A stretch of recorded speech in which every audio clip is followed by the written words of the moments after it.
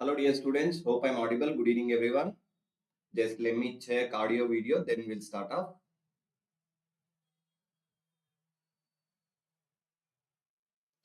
Alright, so let me just confirm audio and video, then okay. Alright, welcome to this session of pharmacology. So as we learned pharmacology earlier also, every single time you learn pharmacology, there are some difficulties which you face. And along with the difficulties what you face, you also tend to encounter very confusing topics most of the times. Okay, so keeping that in the mind, I have chosen few topics, particularly few topics which will be very useful for us. Okay, so this is not going to be within 2 hours, it is not going to be the whole syllabus, but rather we are going to discuss all the important points which are related to all the topics. Okay, so I'll talk up speak about all the important aspects. So let's look at this thing. Okay, so whenever we are speaking of pharmacology, my dear students, general pharma is very important.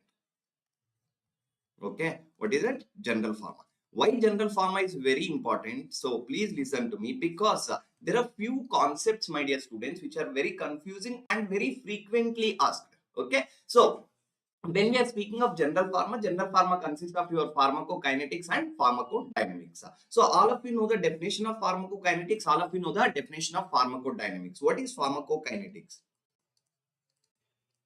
What is pharmacokinetics? So pharmacokinetics is such a branch of pharmacology which deals with what? Yes, the effect of what? Effect of drug on the body or body on the drug. So remember, effect of human body on the drug is only called as your, what is it, my dear students? Pharmacokinetics. So in the pharmacokinetics chapter, very important points to be remembered is your first thing is about absorption. What is that? Absorption. So whenever we are speaking of absorption, dear students, in the absorption chapter, the main things which matter are factors affecting the absorption. So these are the very important points to be remembered. So factors which affect the absorption are very, very important. So in the factors, what are the types of questions we tend to encounter? The first thing is, remember in pharmacology, so whenever we are speaking of factors affecting the absorption, there is one thing called as dosage form. There is one thing called as dosage form. What do I mean by dosage form? So basically, whether the drug is in the form of a solid, liquid or a powder. So in the dosage form, what can be the important point? Which dosage form has the highest absorption? So remember your liquid dosage forms. What is that? Liquid dosage forms have a higher absorption. So this is a very, very important point. If at all I give you paracetamol tablet versus paracetamol syrup, which has the highest absorption, you always go with what is a paracetamol syrup. So they can ask you a very fundamental thing from general pharmacology, saying that what dosage form has a higher absorption rate. Dosage form with higher absorption rate is your liquid, my dear students. Then the next important point, whenever we are speaking of absorption, so the next point which we need to look at is the size of the drug. What is this? Size of the drug. Yes, in pharmacology, size matters. Arey dimag wahan pe mat leke jaiyega. Don't take your brain there. So size of the drug is very important. Okay. So what do I mean by size of the drug? So molecular weight.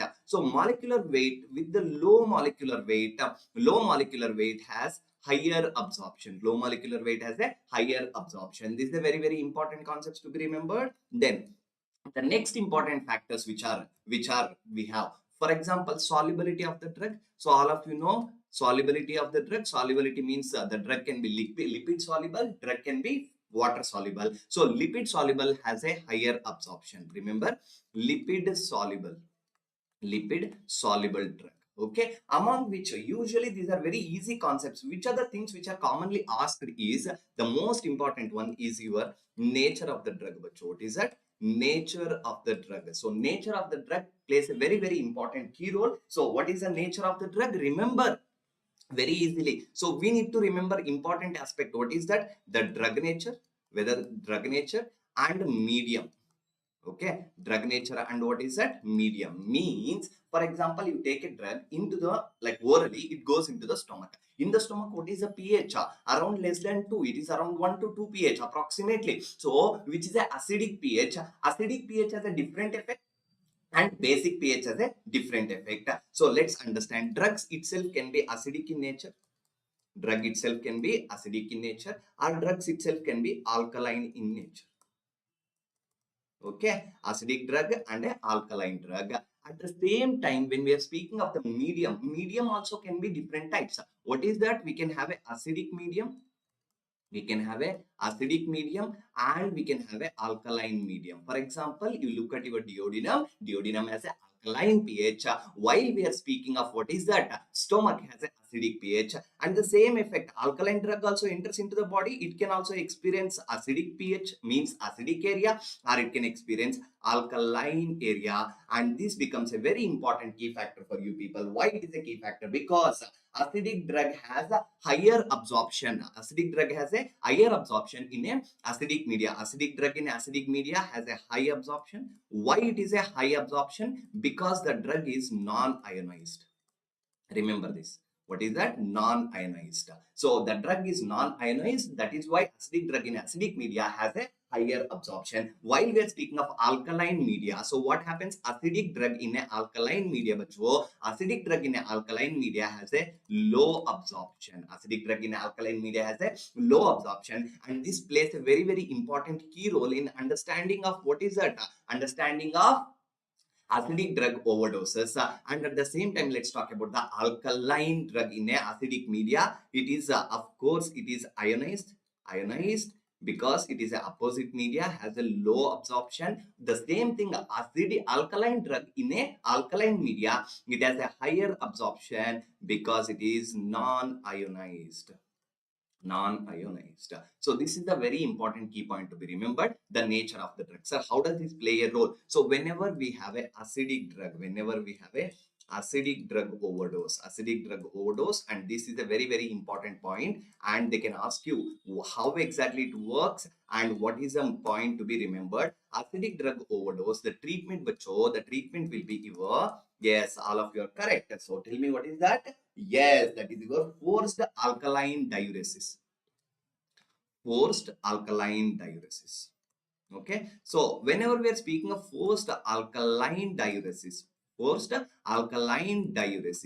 the important point comes to us. Why are we making the urine alkaline? Why alkaline urine only? Remember, the drug is acidic.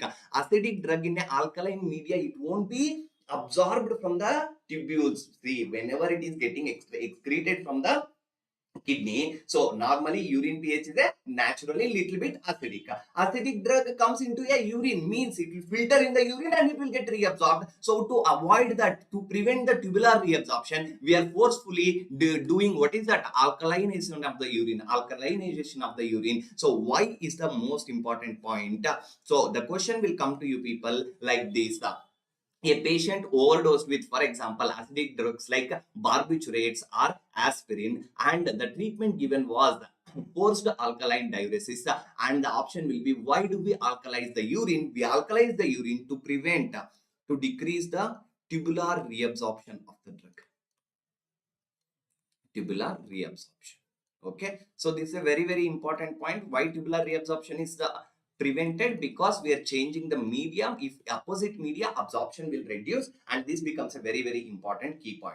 Okay, so once we are done with the absorption, so the drug has absorbed. Wherever you give. For example, you gave it on the skin, you gave it orally, you gave it IV. Somehow the drug has absorbed and reached the circulation. The next point comes to us is your bioavailability. So when we are speaking of bioavailability, very, very important point. What is that important point? So in this bioavailability, I want you to focus on few things. It is represented by an alphabet called as F. It is represented by an alphabet called as F. So what is the definition of bioavailability? All of you have read, but again I will just tell you quickly. It is the amount of drug which reaches the circulation in a unchanged form.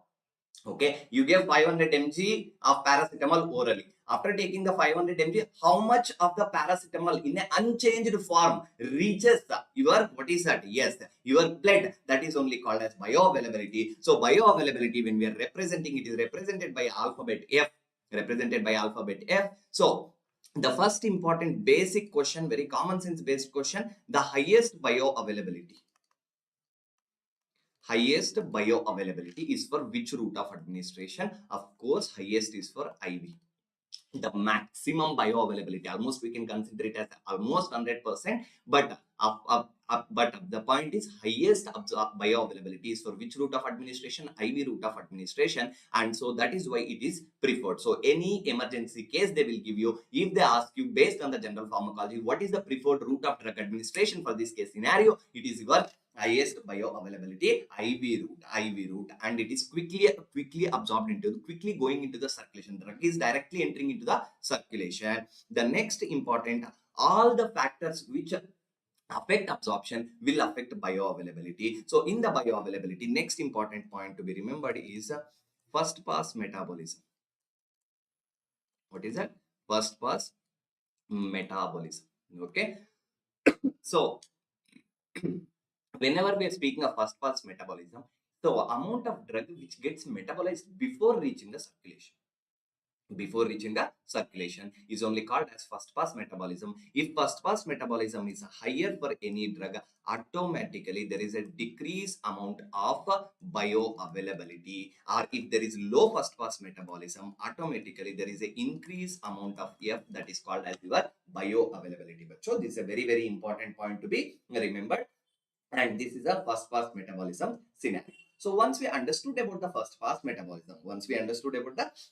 metabolism, so this is before reaching the circulation. Okay, so the next point to be remembered for us, is regarding the bioavailability, that is your graphs. But so graphs can come as an image based question. So for oral bioavailability, what is the graph? And for IV bioavailability, what is the graph? Let's understand. These two are image based questions, very possibly can be asked. So let's take one simple graph.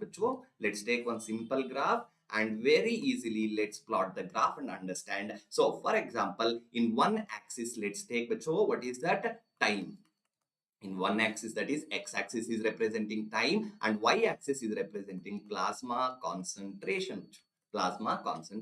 So as soon as we give IV, I gave the drug, immediately it went into the circulation. As soon as you give the drug, the amount of drug is very high in the blood, right? As time passes, the drug will get metabolized, and what will happen? As time passes, the amount of drug will be reduced. So highest plasma concentration at the time of administration is for IV route. So whatever the area which is present under this curve, we call it as area under the curve.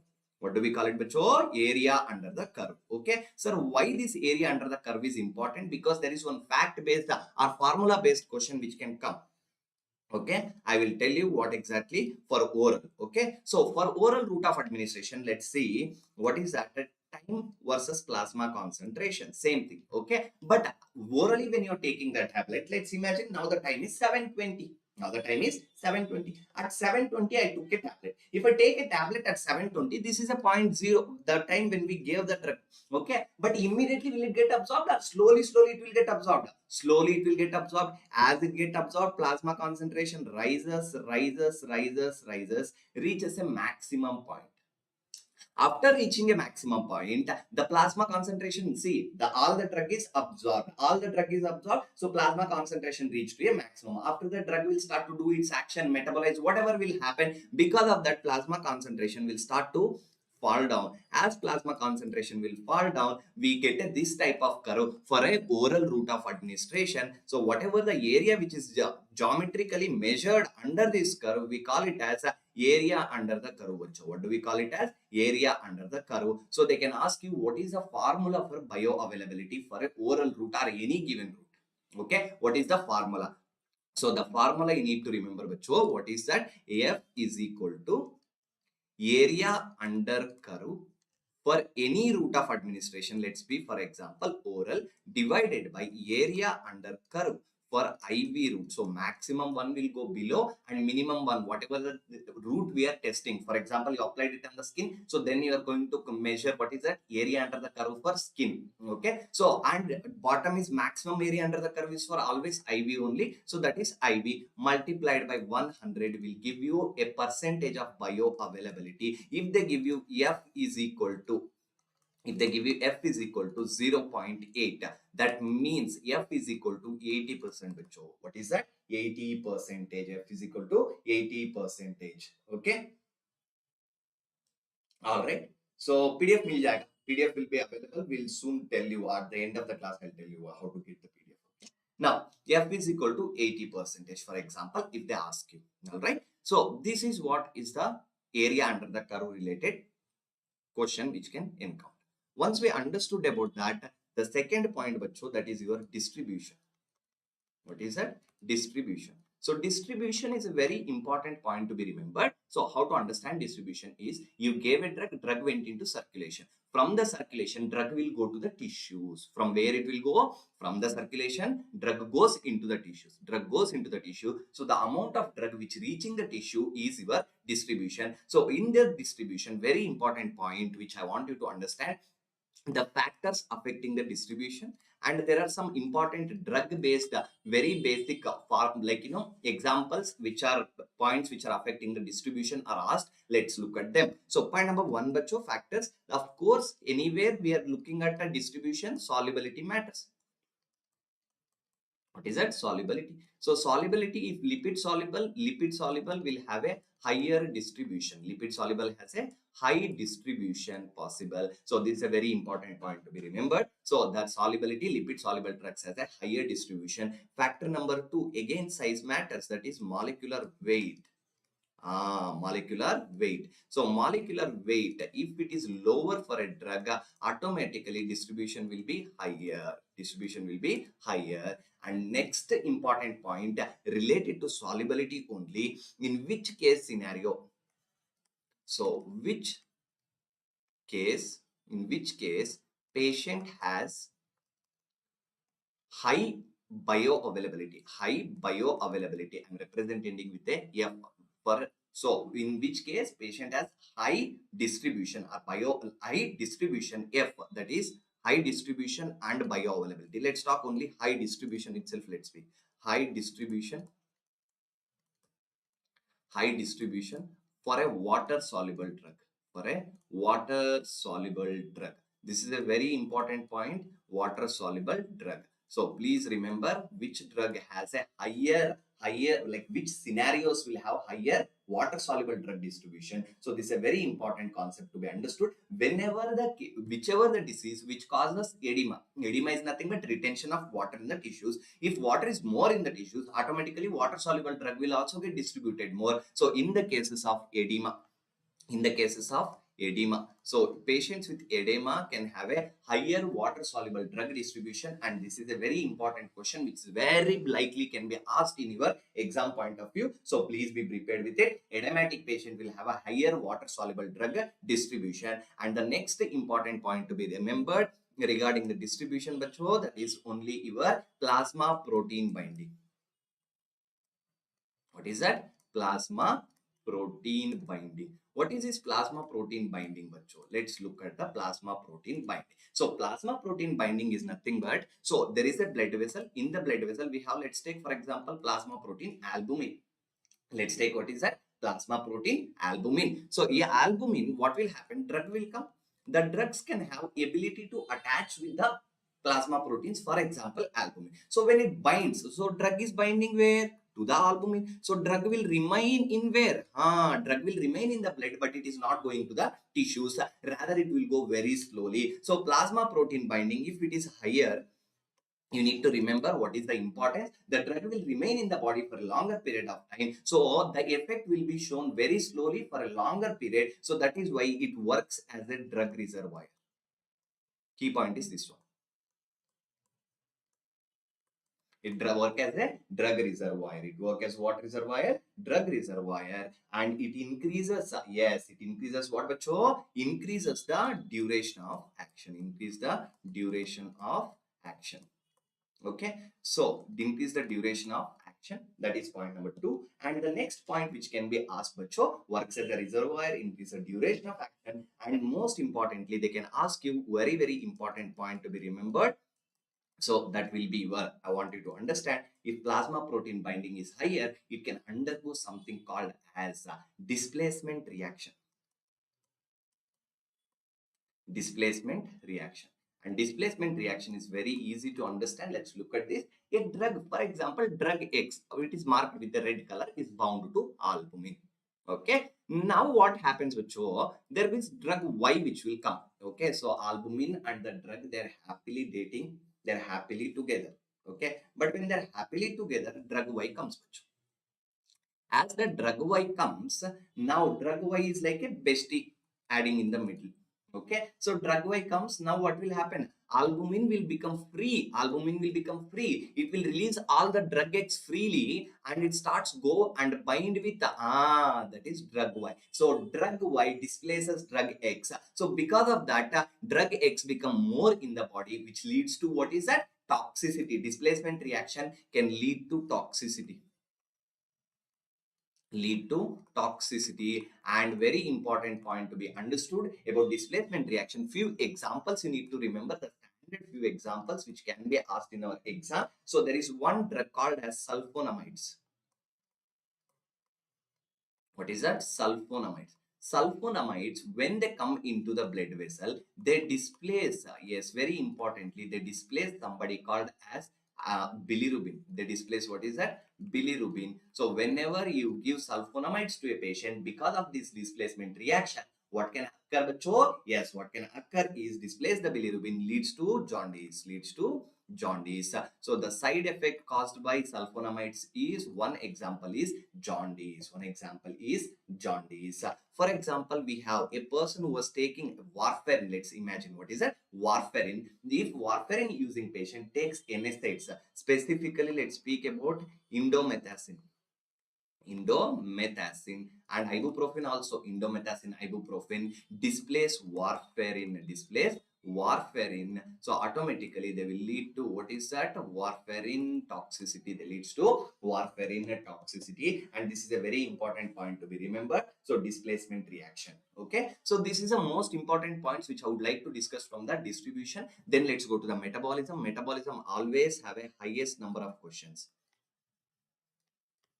Metabolism, among all the three concepts, metabolism related questions are very high and very frequently asked question. There is one standard question, so let's understand. Metabolism is nothing but biotransformation. Biotransformation, how drugs are getting broken down by our body. That's what we are trying to understand. Whenever any drug comes into the body due to metabolism, what is the fate of the drug? Okay, so the drug, bacho, can be inactive. The drug is inactive outside the body. It comes into the body, undergoes some like enzymatic reaction. Drug becomes activated. Drug becomes activated. So inactive drug becoming active, we call it as this concept only called as prodrug. Called as prodrug. So they can ask you examples of the prodrugs. The classic examples we have are AC inhibitor, for example. Okay. Then, for example, we have your, what is that? Levodopa. What is that? Levodopa. There are so many drugs are there, but this is only concept of prodrug. So related to this, usually since there is a lot of drugs, there is less likely to ask about the prodrug. But if they ask few standard examples, at least you need to remember. All right. So we have carbimazole and methimazole. They also fall under the concept of prodrug only. Okay. All right. Let's go to the next possibility. Drug is active. Drug is active, comes in the body and forms something called as active metabolite. This is a very, very important active metabolite. So what is active metabolite, bacho? Active metabolite is such a type of substance. The drug is also showing the action. My metabolite also showing the action, called as active drug to active metabolism. We have examples for this. I want you to remember two standard examples. One is your codeine. Codeine comes into the body, gives out active metabolite called as morphine. So morphine also works as a opioid. Codeine also works as a opioid. Codeine is a banned drug, earlier used for what is that? Dry cough. Right now the drug of choice usually prescribed used for the dry cough is dextromethorphan. What is that? Dextromethorphan. Okay, so this dextromethorphan is a opioid drug. It is an antitussive drug. It is antitussive means anti-cough. The drug which suppresses the cough is called as for the dry cough. It is only called as antitussive. Antitussive drug for the dry cough. This is the drug of choice to be remembered. Okay, so this is the story of your codeine to morphine. Then we have one more group of drug, that is only your diazepam. Diazepam. Diazepam comes into the body, gives an active metabolite called as oxazepam. What is that? Oxazepam. So diazepam and oxazepam also falls under the same category, that is your what is that? Active drug to active metabolite. So because it forms an active metabolite, there is an MCQ in which group of patient benzodiazepine should be avoided. Mainly avoid this drug in old age people.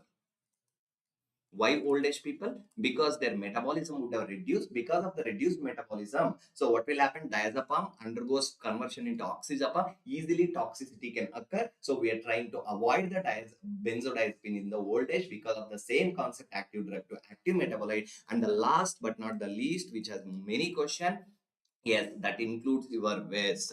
That is, the drug is active outside of the body, comes into the body, does its action, and drug becomes inactive. Drug becomes inactive. So the drug, active drug becoming inactive, active drug becoming inactive. So all the drugs undergo the same metabolism. So here what exactly? Active drug to inactive, which takes place in the liver, which takes place most commonly in the liver. So all the reactions are divided into microsomal reactions, and one more is called as non-microsomal reactions. Okay, all the simple reactions such as cyclization, oxidation, reduction, all of these falls under a simple reactions called as phase 1 reaction. These are called as phase 1 reaction. And we have your non-microsomal reaction. They are complex reactions. And they're called as phase 2 reactions. Okay, phase 2 reaction. So here what is the concept we need to remember, Bacho? Here we usually encounter the questions which are related are enzyme inducer. Enzyme inducer. So what is an enzyme inducer? They increase the activity of your enzymes which are causing the metabolism. Enzymes which are causing the metabolism called as enzyme inducer. Enzyme inducer increase the metabolism of all the drugs. What do I mean by this? Many students always gets confused. Okay, let's imagine patient is taking 3 drugs: drug A, drug B, and drug C. Out of all these 3, only drug C is a inducer. Means it increase the activity of liver enzyme. Once it increase the activity of liver enzyme, so that increased activity will destroy the B also, will destroy the drug A also. Means the metabolism will occur faster. Because the metabolism occurs faster, so drug A also gets metabolized faster, B also gets metabolized faster, leading to what? Yes, the drugs are getting metabolized faster, breaking down faster, means automatically treatment will be failed. Okay, so enzyme inducer causes therapeutic failure. Therapeutic failure. So this therapeutic failure related every year alternate questions are very commonly seen, bacho. You need to be well prepared for that. Let's look at some enzyme inducers. The classic enzyme inducers, we have a standard mnemonic. One is called as griseofulvin. Okay, what is griseofulvin, bacho? It's an antifungal drug, griseofulvin. We have one more anti-epileptic drug called as phenytoin. What is that? Phenytoin. And we have one more anti-TB drug called as rifampicin. What is that called as? Rifampicin. And even in the patient, people with the habit of smokers will also have higher metabolism of drugs. Then we have one more drug called as your carbamazepine. So carbamazepine, and there is one more drug called as oxcarbazepine. Both of them are same group, same mechanism. So oxcarbazepine, and your one more drug you need to remember, that is your phenobarbital. What is that? Phenobarbital. Okay, so here there are few important words, this thing to be remembered. Remember with the mnemonic GP, RS, C for self, P for phone. So the mnemonic you can remember is GPRS cell phone. Okay, so these are some common drugs which causes enzyme induction. Okay, G for griseofulvin, P for phenytoin, R for rifampicin, S for smoking, C for carbamazepine, P for phenobarbital. So here the question comes to us. The classic example is very important. Rifampicin induced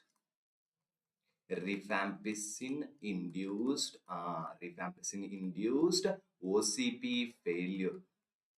Rifampicin induced OCP failure. Bacho. So this is a very important concept which you need to remember. Rifampicin induced OCP failure. So oral contraceptive failure will occur because rifampicin increases the activity of, yes, that is activity of enzymes which leads to the destruction of your, what is that? Yes, OCPs, which leads to people who are taking, for example, OCPs for the birth control. So automatically, when if they start, see, patient is taking birth control pill and she has started for the anti-tubercular treatment, that time definitely you can encounter this particularly OCP failure.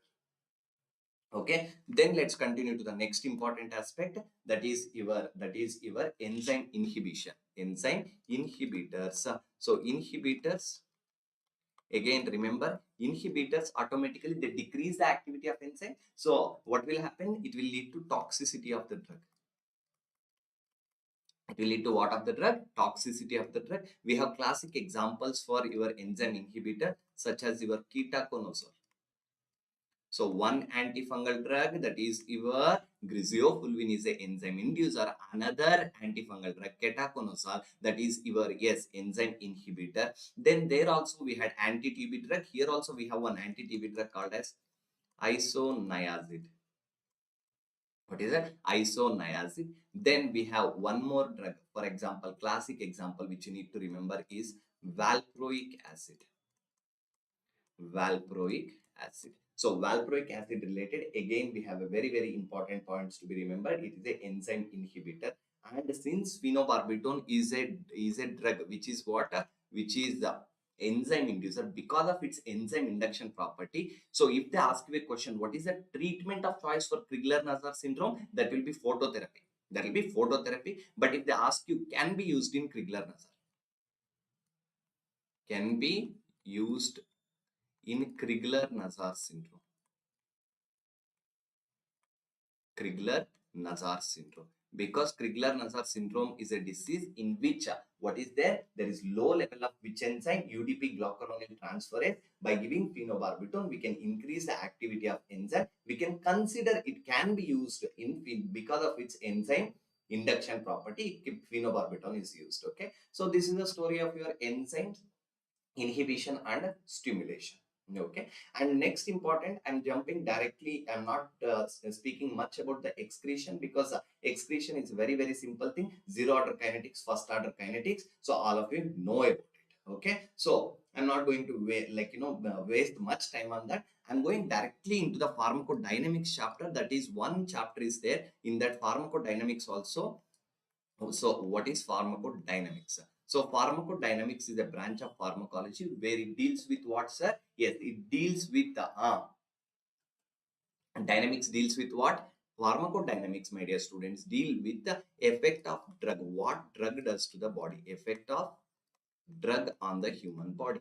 The effect of drug on the body. So whatever the mechanisms it can be doing, whatever the mechanisms it might be doing, whatever the action it is doing on the body, we'll call it as pharmacodynamics. So in the pharmacodynamics, very important, which is commonly which I have noticed and I have chosen this topic, that is, my dear student, enzymatic action.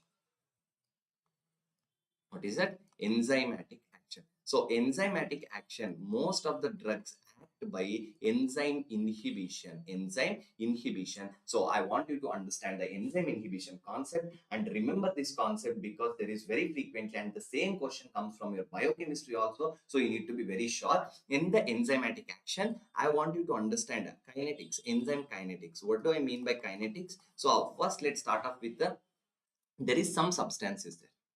So first let's start with the enzyme. So enzyme, my dear students, enzyme is what? All the enzymes are proteins which are biological catalysts. So this is an enzyme in which there was some substance A which will come and bind to this particular site where it is getting converted into substance B. Okay, where it is getting converted into substance B. So this particularly area which is actively working, we call it as active site. We call it as a active site. Okay, and there is other places where drugs can come and bind, where actually actively conversion is not taking place. We call it as bacho allosteric site. Allosteric site. So out of this allosteric site and and your what is that active site. Let's talk about very important points here. So what is that? So in this particularly, for example, substance A is there, and let's induce a inhibitor. Now inhibitors whenever they come, they're trying to block the enzyme. क्या करना चाहते हैं वो लोग? करना क्या चाहते हैं? What are they trying to do? They're trying to block the enzyme. They're trying to block the enzyme. So how can they block and where can they block is a very important point. So to understand that, we need to understand something called as Michaelis-Menten constant. So let's talk about Michaelis-Menten constant. Okay. Michaelis-Menten constant. Okay, so in the Michaelis-Menten constant, what does it say? My dear students, it's very simple. It is a graph of any enzymatic reaction which is takes place. Means there is one enzyme.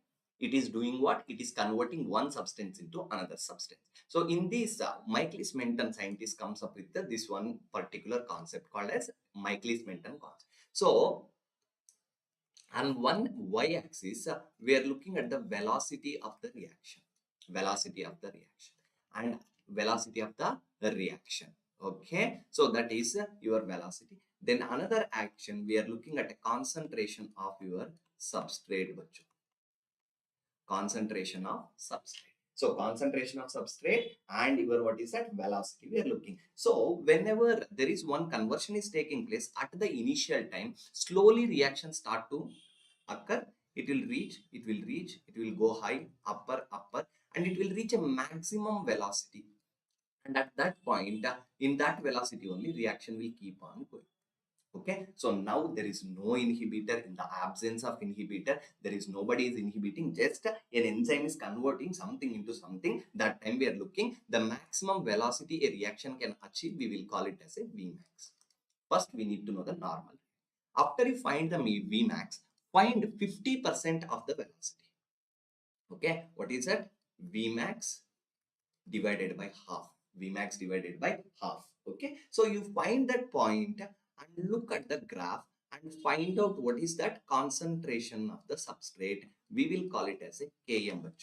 What do we call it as? Km. So what is Km? At 50% of the velocity, in the absence of inhibitor, we will call it as a Michaelis-Menten constant called as Km. Okay, which this one at a 50% velocity.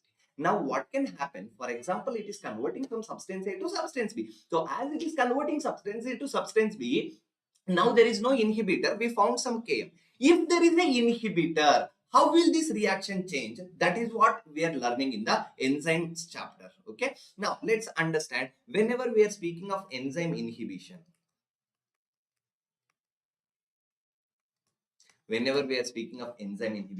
all the inhibition can be divided into two types. Okay. One is bacho, that is only your reversible, and one more is there called as irreversible. Okay, so what do I mean by irreversible type? So irreversible is such a type of concept where there is a blocking of the enzyme occurs. It is permanently blocking the enzyme. Permanent blockade of the enzyme. Blockade of the enzyme. So once the drug is taken, enzyme is destroyed, so that the enzyme activity is not seen until body produces new enzyme. For example, irreversible inhibition, the classic example which always you need to remember, aspirin. What is that? Aspirin inhibit COX enzyme irreversibly. Okay, because it inhibits the aspirin, inhibits the COX enzyme irreversibly. That is why we consider it as an antiplatelet drug. Antiplatelet drug. So antiplatelet effect is seen at a low doses of how much mg? Of 75 to 325 mg. 75 to 325 mg is a irreversible platelet COX inhibitor. That is your aspirin. Very good, correct answer. Okay, now let's talk about the reversible inhibition. Now reversible inhibition plays a role. Reversible has two types of inhibition. What is that called as? Competitive inhibition, and one more is there called as non-competitive inhibition. Competitive inhibition and a non-competitive inhibition. So because of this competitive and non-competitive, how does the graph will change? Let's understand with the example of competitive. So when we are speaking of competitive, please understand here competitive inhibition, bacho, what happens? Let's consider there is one reaction which was occurring. So here we have velocity, very good, and here we have concentration of the substrate. Okay, concentration of the substrate. So now in the absence of inhibitor, the reaction was taking place like this. It was reaching a maximum velocity. The reaction was taking place like this. So we know now there is one point, that is your velocity maximum. Okay, and here will be your Vmax divided by 2. So half of the velocity at this particular point, whatever is the Km, that is only your Michaelis-Menten constant for a reaction. Now in this Michaelis-Menten constant for a reaction, so if I inhibit competitive inhibitor, so basically both the substances are competing for yes, for one particular site called as a active site, bacho. What is that site called as? Active site. So if they are competing, both of them are competing for the same place, what will happen? Let's see. Okay, now if they are competing means now, so to the same site we have drug substance A which was trying to bind to the active site, and inhibitor, it is also trying to bind to the active site. When they both are fighting for the same site, automatically will the reaction takes place? Yes, but will it take place normally or velocity will rise slowly? Yes, because of what is that? Because of the inhibitor, velocity will rise slowly. But at one particular point, if I raise the substance A becomes more. If substance A becomes more, automatically what will happen? It will reach the maximum velocity. Okay, so now what happened for the same reaction in the presence of inhibitor, whatever the change which has occurred, so that is what we are trying to understand. So that is, my dear students, that is only your Km. That is only your Km. Okay, so what will be there? So Km, bacho, earlier it was here, but Km here is changed. So in the competitive inhibition, there is an increase of Km, and there is a normal or a constant Vmax. Constant Vmax. Okay. Now, constant Vmax. So, constant Vmax is there, increase of Km, that is only your competitive inhibition. So, remember it like this. Okay. There is one girl who wanted to prepare for the exam. Her planning was with the red. Okay. She had planned, I will sit and prepare like that, like that. She was planned and I will do the graph like this. She had planned and prepared. Okay. Now, what will happen? Two people in the classroom, both of them are interested in the same girl. Okay, one person will go and talk to her. Okay, so वो बोलेगा कि चलो खाने पे चलते, date पे चलते, something like that. वो भी सोची कि चलो यार लेट्स गो, मुझे भी बोर हो रहा है, समथिंग हैपेंड. तो ऐसे उसका प्रिपरेशन क्या हो गया, ग्रीन लाइन में आगे देखो स्लो चल रहा है प्रिपरेशन. ठीक है, स्लोली इट वाज गोइंग. यहाँ पे ये पॉइंट में क्या हुआ, एक आया था पॉइंट, व्हाट इज दैट, एक ग्रैंड टेस्ट आ गया. ग्रैंड टेस्ट में वो लड़की का मार्क कम आया. ओके, अब दोनों लड़के उसको इंप्रेस करने की कोशिश कर रहे थे. Both were trying to impress her, but what happened, she got a less mark in the granted. Immediately वो आएगी, then she will realize, oh my god, because of these two fellows my preparation is going slow. तो अगले दिन आएगी, बोलेगी दोनों को भैया कैसे हो. ओके, दोनों को भैया बना देगी, वो अपना प्रिपरेशन करके she will finish the exam. Okay, कोई ऑफेंसिव वे में मत लेना. So this is just a technique to remember. Okay, so that is the story of your competitive inhibition. Let's go to the non-competitive.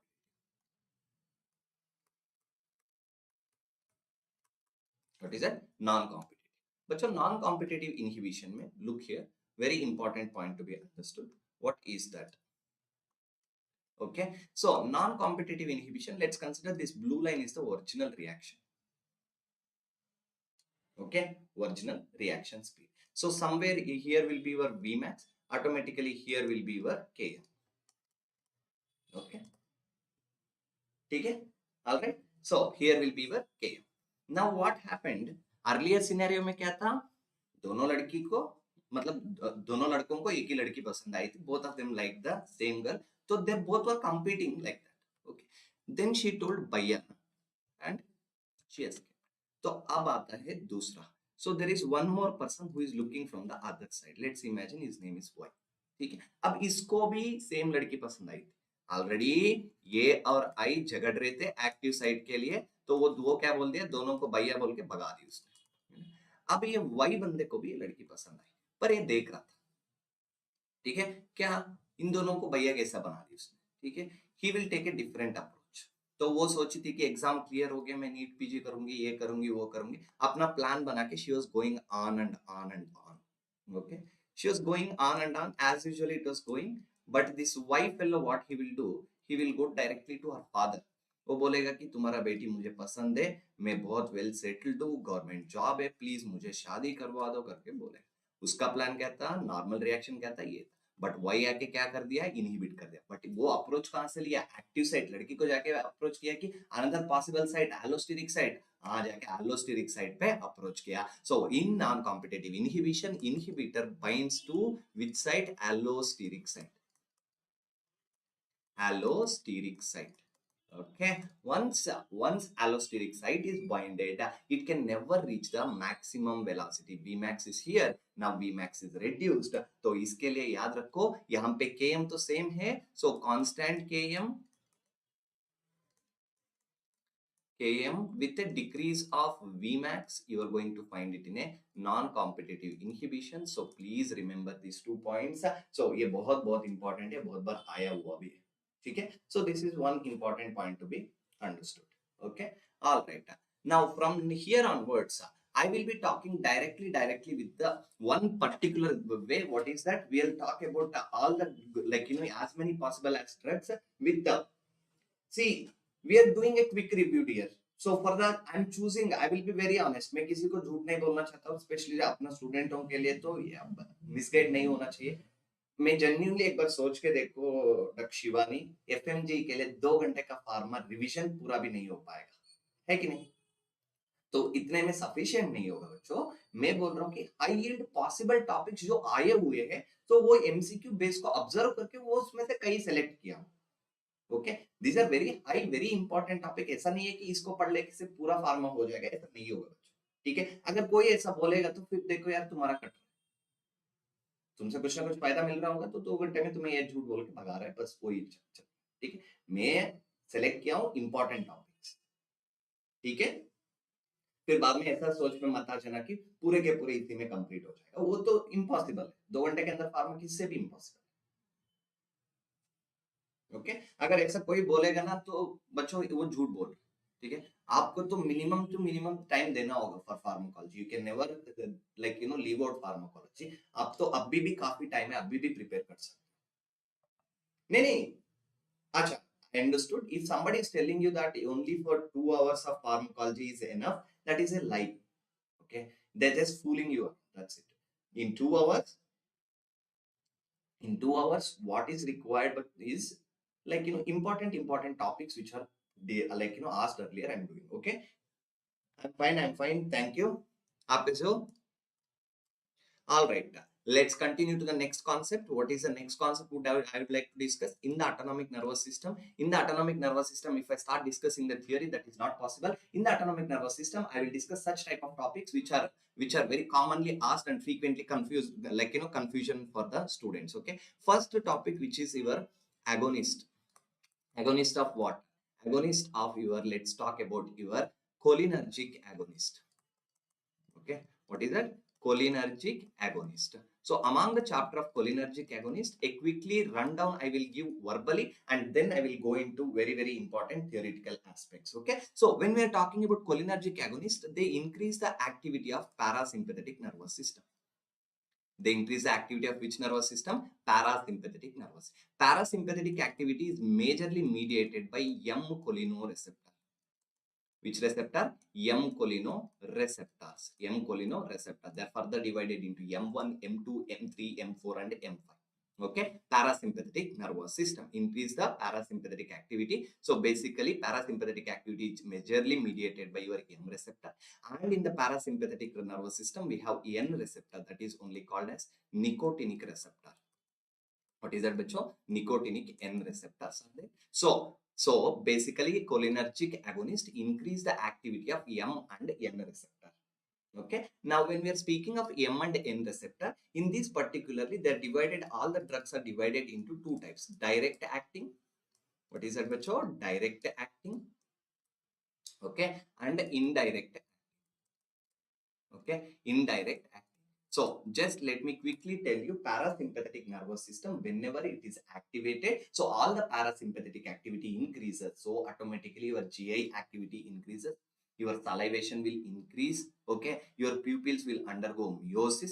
Pupils undergo meiosis. And also, my dear students, what is that? Meiosis will be there. Apart from meiosis, all the sphincters will open up. All the sphincters will open up. So, these are some parasympathetic activity, all of you know. So in the direct acting bachu, we have few drugs to be remembered. We have a drug called as pilocarpine.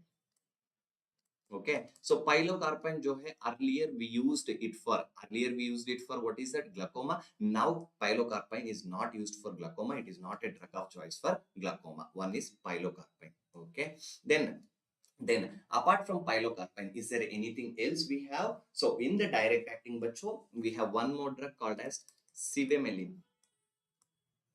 What is that? Cevamelin. Cevamelin is used for the drug of choice. Drug of choice for what? Drug of choice for your Sjogren's syndromes. Sjogren's syndrome. In the Sjogren's syndrome also, which aspect of Sjogren's syndrome? To treat the dry mouth.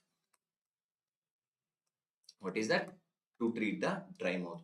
Okay. Then indirect acting drugs we have. On the indirect acting drugs, we have most importantly, you have your neostigmine. We have your neostigmine. Okay. And you have your one more drug, that is your pyridostigmine. Okay. Pyridostigmine. Okay. So what is the speciality of this pyridostigmine and neostigmine? Bacho? There are two important points you need to remember. Both of them don't cross the blood-brain barrier. Do not cross the blood-brain barrier. Okay. They do not cross the blood-brain barrier. Okay, so all the indirect acting drugs do not cross the blood-brain barrier are your neostigmine and pyridostigmine. Then we have your physostigmine. Okay, then you have your physostigmine. You have your galantamine. You have your galantamine. Is that galantamine? Then you have your one more drug called as donepezil. Okay, donepezil. So all these three drugs cross the blood-brain barrier. Remember this, all these three drugs will cross the blood-brain barrier. So what exactly are the important points from here? On the cholinergic agonist, we have few drugs which are commonly used. So where do we use? So I want you to understand drug of choice for myasthenia gravis. Myasthenia gravis. Okay, so the drug of choice for myasthenia gravis, the best option is always your pyridostigmine. Best answer is always your pyridostigmine. Okay, pyridostigmine. Okay, if that is not there, then you can go for neostigmine. What is that? Neostigmine. Okay, pyridostigmine you can use, neostigmine is used. Okay, then you have your myasthenia gravis. We do a tensilon test. So tensilon test, bacho, what exactly we are doing? We are using edrophonium. What is that? Edrophonium. Okay, so we are using which drug? Edrophonium. And tensilon test related, very commonly questions are asked. If tensilon test is positive, that means it is a diagnosis of myasthenia gravis. It is a diagnosis confirm of myasthenia gravis. And we have one more important aspect. Very good, very good. All of you are correct. So if there is a negative tensilon test, that means it can be myasthenic crisis. It is tensilon test is negative, means there is a cholinergic crisis. We call it as tensilon test will be negative. And also, bacho, one more possibility is it can be Lambert-Eaton syndrome.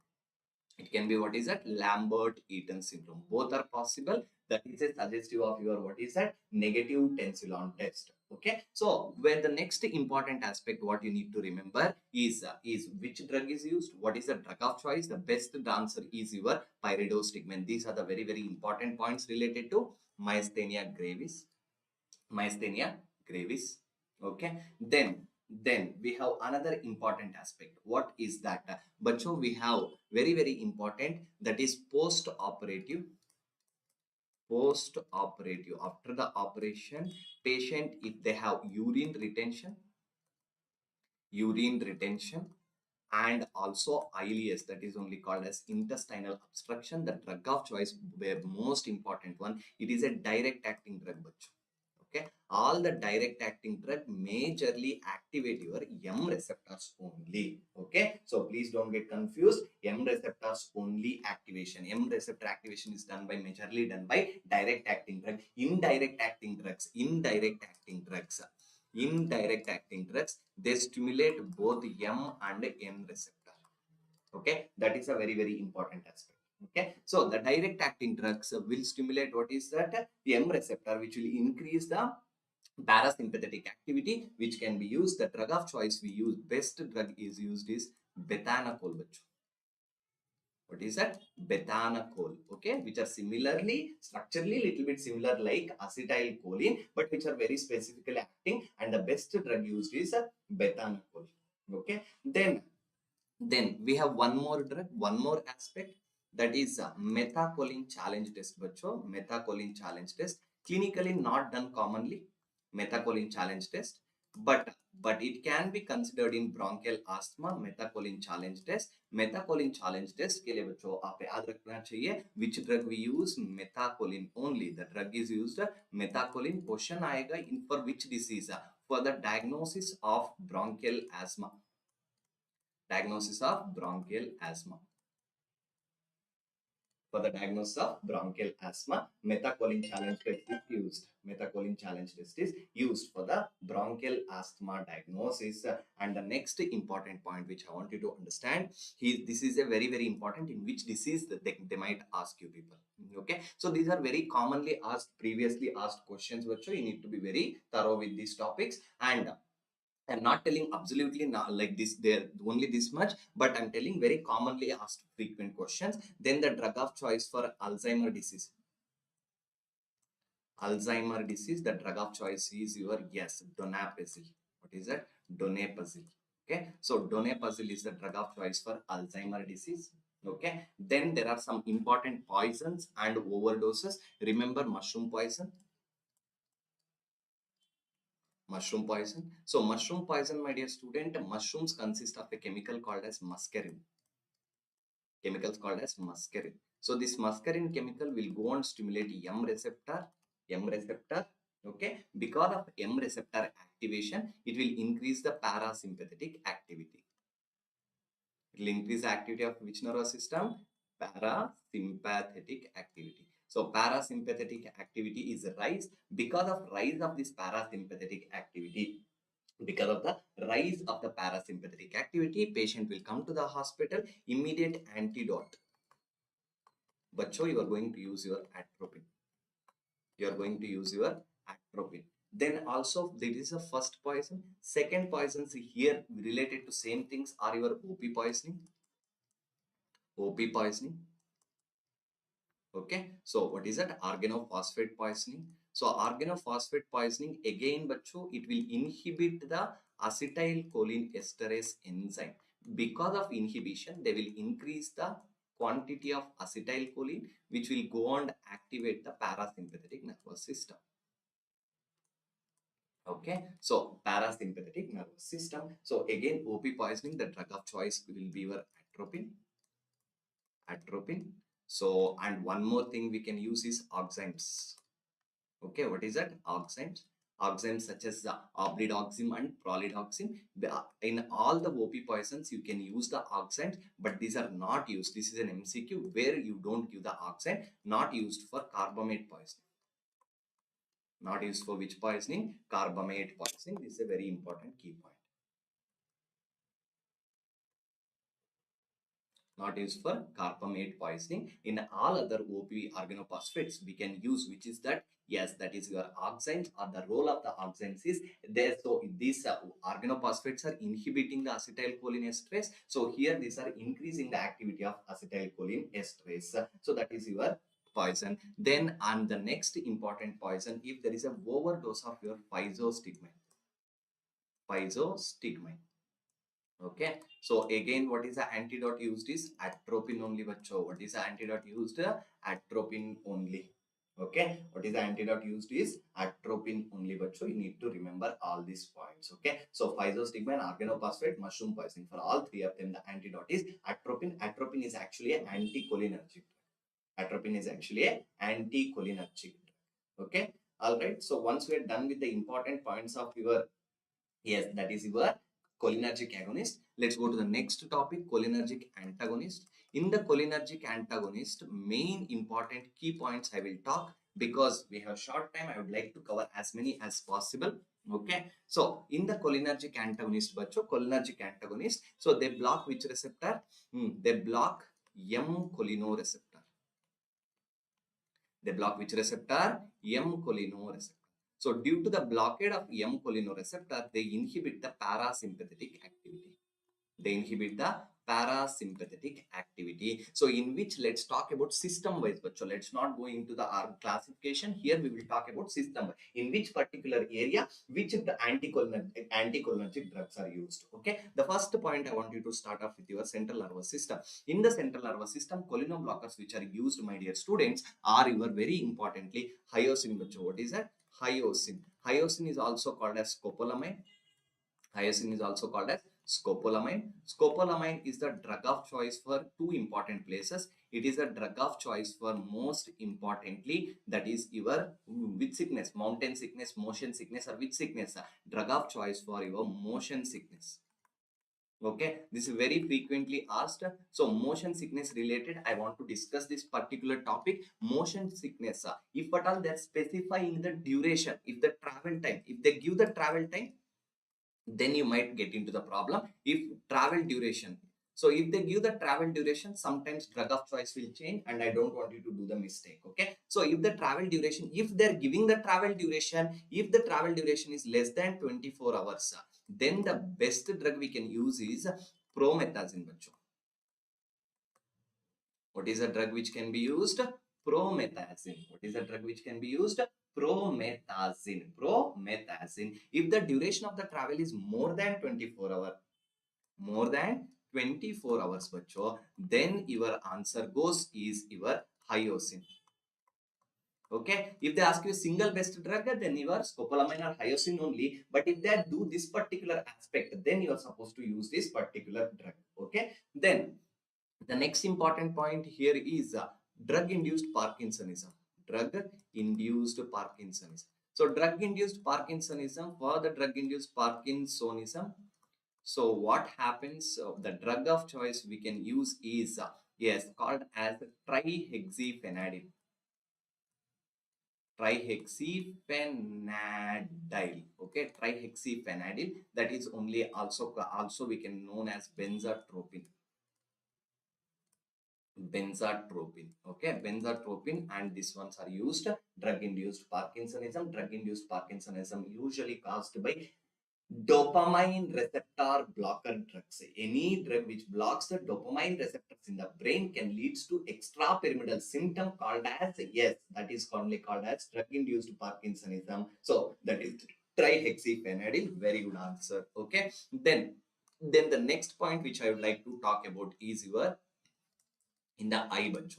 In the eye, if you stimulate M receptor, they will cause something called as meiosis. Okay, if you block the M receptor, automatically they will cause a dilation of the pupil called as mydriasis.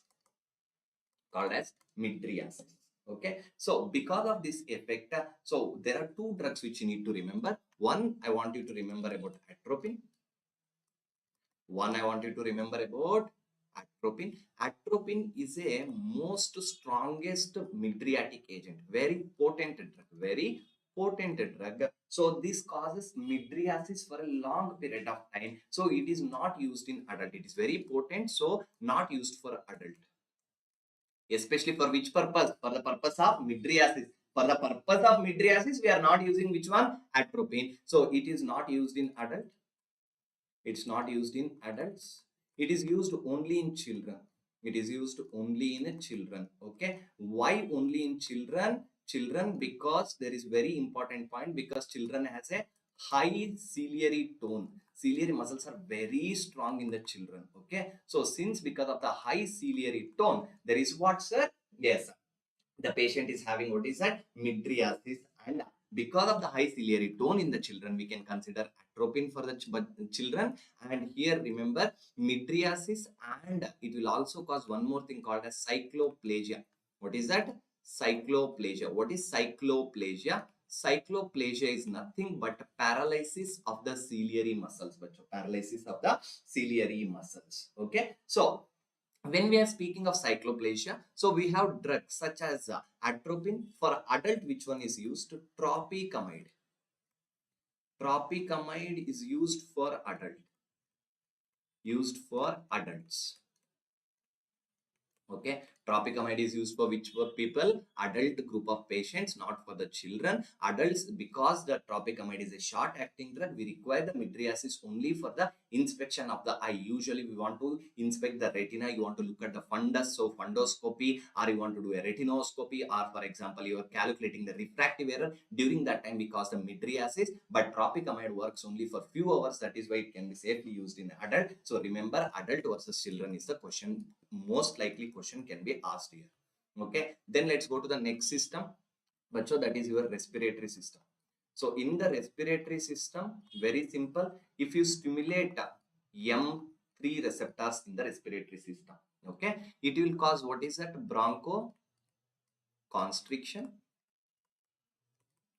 and also they will increase the secretion. They will increase the secretion. So these are the problems by activation in the respiratory system. Our drugs are blocking the M receptor. They're blocking the M receptors in the respiratory system. So automatically they will cause bronchodilation. Bronchodilation. So if they're causing the bronchodilation, means patient will feel better, because if they has difficulty in breathing, so that is why M3 blockers are used for COPD in the form of inhalation. So this one can be made into a clinical question. How they can be made? A patient with a history of 20 years of smoking came to the hospital with the difficulty in breathing. So because of this, which drug is preferred in this case scenario? That is only your cholinergic antagonist. So the drugs we have are commonly, which we have are, my dear students, that is your yes, ipratropium. There is one drug called as ipratropium, and there is one more drug called as thiotropium. These two drugs are asked, among which is a longer acting drug. Remember, thiotropium is the long acting drug, and this can also be, they can ask which is the long acting anticholinergic drug used for the inhalation in COPD. Thiotropium is used. Okay, thiotropium. Okay, in the CVS, I want you to remember only one important point, which is about your atropine. Okay, which is your atropine. Okay, it's not SABA and LABA. There LABA SABA comes under beta 2 agonist, sir. Okay, that beta 2 agonist, don't get confused. Okay, all right. In the cardiovascular system, we have M2 receptor, bacho. If you activate the M2 receptor, they decrease the heart rate. If you block M2 receptor, yes, they will increase the heart rate, and also they increase the nodal conduction, AV nodal conduction. So because of that, increase the heart rate, and also they increase the AV nodal conduction. So because of this property, this atropine is used in the cardiovascular system. So atropine is a drug of choice for two places, drug of choice for any type of bradycardia. Okay, a patient admitted in a hospital in a ICU with some other particular disease, let's imagine stroke or something else. Okay, so because of all that, if the patient was admitted and patient heart rate suddenly dropped to 35, okay, what is the drug of choice? Automatically your drug of choice is bradycardia. Since it is used as a life-saving medication, it comes under the list of medication which are mandatorily kept in the every place. Okay, that is bradycardia. And one more place where we can use atropine, bacho, it will be your AV block. Okay, so what is this AV block? You need to remember AV blocks, best treatment if they ask you, treatment of choice. Best if they ask you treatment of choice, then my dear students, what exactly is the answer? Treatment of choice is your always pacemaker. Put an artificial pacemaker. If at all, for example, if they don't have that particular scenario, they didn't give, they ask you which drug is best given in this patient, then you are going to go for your, what is that? Going to go for your atropine. The last important ones which I want you to remember is, yes, that is only your, what is that? Bladder. Okay, what is that? Bladder. So in the bladder, what is that we are talking about? So M3 blockers, M3 blockers used for which condition? Used for, yes, very importantly, for hyperactive bladder. Used for hyperactive bladder. Okay. Now, hyperactive bladder is a very, very interesting question. So, hyperactive bladder, which drugs are used? We have so many drugs such as oxybutinin. Okay. Then there is one more drug called as solafenacin.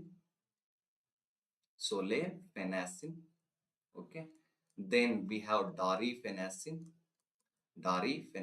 The commonly used drug right now we can say is your oxybutinin for the hyperactive bladder. Which drug? Oxybutinin. Okay. Apart from these M3 blocker, I want you to remember other true groups. ये यहीं पे trap बनेगा. वो trap क्या बनेगा बच्चों? The trap will be asked is very simple. All of the following are used for the treatment of hyperactive bladder except. Okay, so what and all the group of drugs which are used? M3 blockers used? Yes. Apart from that, for the hyperactive bladder, we also use beta 3 agonist. Which is that beta 3 agonist? We have drug called as mirabagarone. What is that? Mirabagarone.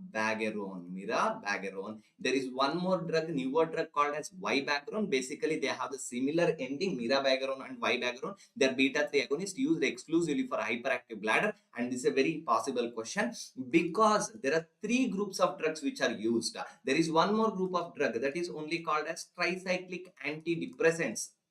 Okay, so the tricyclic antidepressants such as imipramine. What is that? Imipramine. So all the three groups of drugs are used except they'll ask you the last one will be your answer. So don't get confused. So which of the following are used except is a possible question which can come from where? From the hyperactive bladder concept. Once we understood about the concept of hyperactive bladder, let's go to the next important possible things. What is that? That is your adrenergic agonist. Adrenergic agonist. Agonist of which receptor? Adrenergic receptor. Adrenergic agonist. Now, adrenergic agonist very, very commonly which has asked. Okay, so very nice way to remember. Mirabagarone used to remember Mera bladder gone, which is used for what? Hyperactive bladder. Okay, very nice. Okay, now let's talk about your what is that adrenergic agonist. In the adrenergic agonist, I will talk mainly about few drugs. Where do we use them? How do we use them? The first and most important concept we all of you know, they stimulate alpha receptor and beta receptor, because of which they increase the sympathetic activity. So if they are increasing the sympathetic activity, the first group of drug you need to remember is adrenaline. Adrenaline uses are very, very commonly asked, very, very frequently asked. I don't want you to be confused. Okay. So what is this adrenaline? Adrenaline is a drug of choice for anaphylaxis, anaphylactic shock. Okay, so in the adrenaline which is used here is intramuscularly. Okay, and they ask you the dilution sometimes. One in yes, how much? Anybody? Adrenaline is a drug of choice which is used in 1 in 100, 1000, 10,000, 1 lakh. So 1 in 1000. Okay, 1 in 1000 is used for what is that? That is your adrenaline for the anaphylactic shock intramuscularly. It is also used for cardiac resuscitation, IV, which is given for cardiac resuscitation. Okay, what is that? Resuscitation. Okay, so a cardiac resuscitation where we use is IV, my dear students, and IV very, very important. What is that? We use in a ratio of what is that? 1 in 10,000. 1 in 10,000.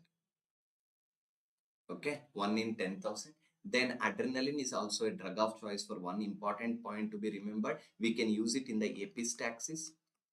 It can be used in the epistaxis. Okay, it can be used in what is that? Yes, which can be used in bronchial asthma.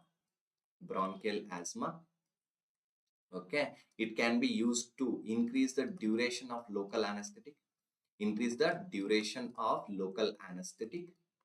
So local anesthetic we can combine. So that dosage used here is 1 in 80,000, 1 in 80,000 to 1 in 2 lakhs.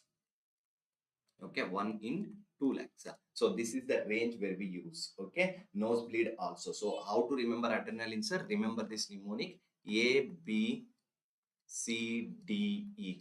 A for anaphylactic shock, B for bronchial asthma, C for cardiac resuscitation, D for duration prolongation of local anesthetic, E for epistaxis.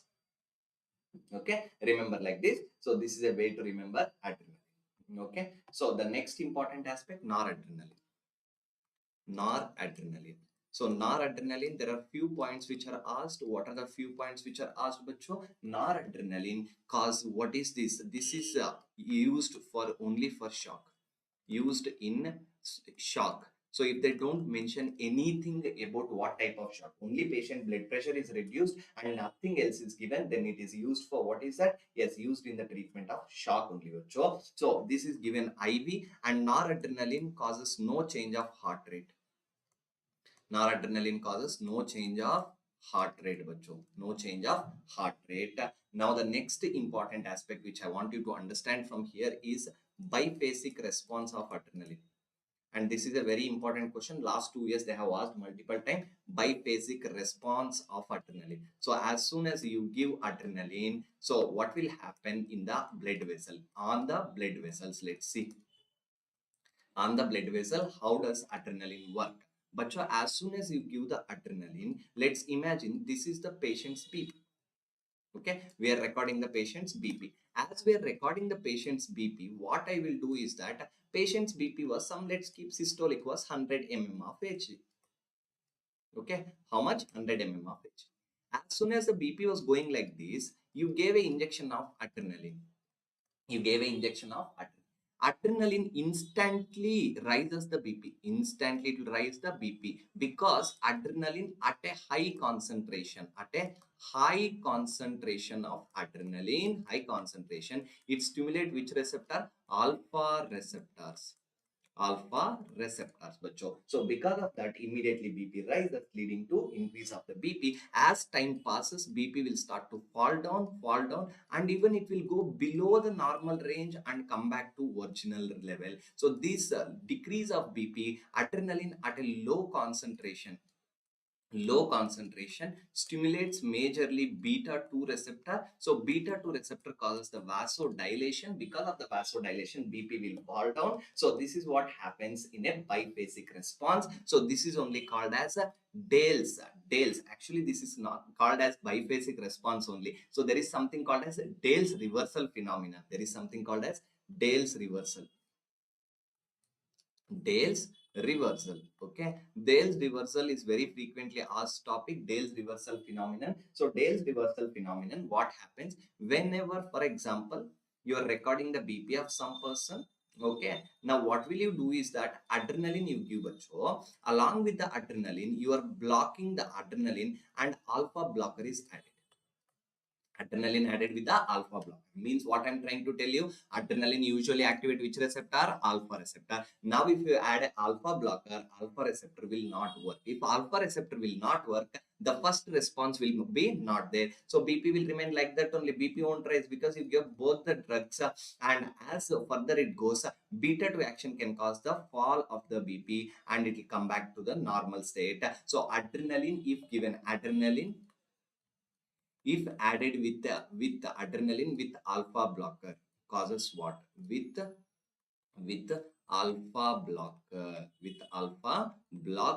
it will cause what? It will cause the fall of the blood pressure. So remember, this is only called as Dale's reversal phenomenon, which is very commonly asked question. How will they ask you is, if adrenaline is given with alpha blocker, what will happen to the person's BP? BP will fall. This is only called as Dale's reversal phenomenon. Okay, then there is one more thing called as Dale's re-reversal also. The Dale's re-reversal is seen with what is that? seen with your beta blocker. Dale's re-reversal is seen with what? Beta blocker. Okay, so then we have next drug which you need to remember, dopamine. Dopamine. So dopamine causes increase of renal blood flow. Dopamine has a property, increases the renal blood flow. Okay, and also my dear students, dopamine increases sympathetic activity. Okay, how it will activity will increase? Because it will go and stimulate a alpha and beta receptor. So dopamine shows dose dependent action. Dose dependent action. Okay, what is that? Dose dependent action. So dopamine, if you give at a low dose, dopamine if you give at a low doses, okay, it will mainly activate which receptor? Called as D1 receptors. Okay, where are these D1 receptors located? D1 receptors are located in the kidney. Okay, because of the activation of the D1 receptor, they increase the renal blood flow. Okay, means they will protect the kidney from dying. Okay, if at all, for example, at a medium dose, they will activate, one of them is your D1 receptor, and also they will activate, very importantly, your beta 1 receptor. Okay, so that will lead to what? Increase of heart rate and also increase of renal blood flow. Renal blood flow. Okay, then we have one important aspect. At high doses, if you give, of course they will also stimulate the D1 receptor, and also they will activate alpha 1 receptor. So because of which there is an increase of BP, and also renal blood flow will be increased. If both are increased, automatically patient's kidneys will be saved. Okay, so I want you to remember what exactly is the two questions they will ask you. Shock with renal failure, with a renal failure, shock with a renal failure, or they can give you with a decreased urine output. If they ask you decreased urine output, then the drug of choice always is your dopamine. Remember, dopamine is given. Shock with a renal failure, decreased urine output, so automatically the answer will be your dopamine, sir. Okay, if at all they give you, then acute heart failure with your renal failure or decreased urine output, again the answer is dopamine. The answer is dopamine. Okay, then they can ask you acute heart failure without renal failure. So the important answer, if they ask you which is the ionotropic agent you are going to use, ionotropic you are going to use, bacho, is your, what is that? Is your yes, your dobutamine. Remember what is the answer? Dobutamine. Okay, so dobutamine does not alter the renal blood flow, so that is why we are using usually dobutamine as an ionotropic agent. And remember, if there is, for example, pulmonary edema, if there is, what is that? Pulmonary edema. So without renal failure, and most importantly acute heart failure with pulmonary edema.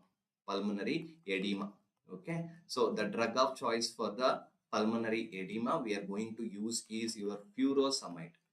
Okay, so focus very carefully if they are asking for the treatment of pulmonary edema, or if they are asking for the treatment of your, what is that, sir? Yes, very importantly, that is your acute heart failure with renal failure. They're asking without renal failure, or they're asking the treatment of pulmonary edema. If they ask you without renal failure also, if they're asking for your ionotropic, or if they're asking for your pulmonary edema treatment.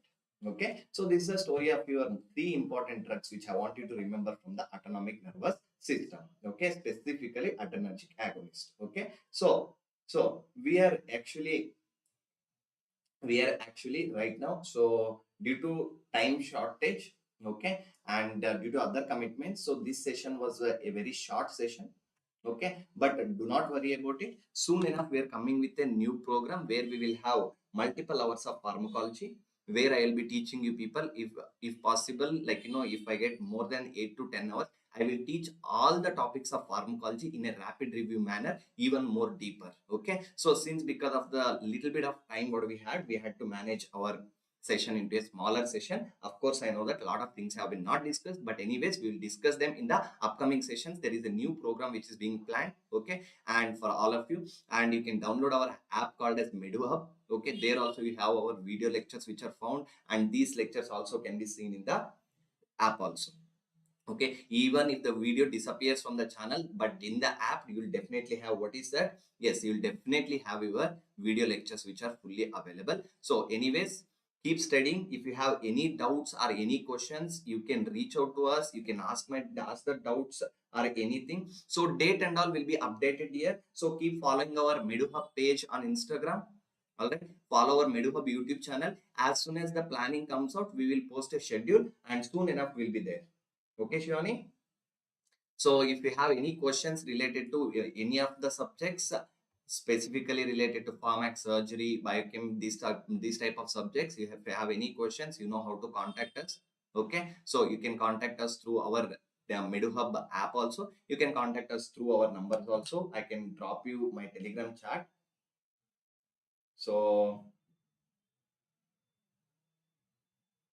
I'll just put it in the comment box. If you have any questions or doubts, you can contact us. All the best. Good luck. Thank you, Bacho.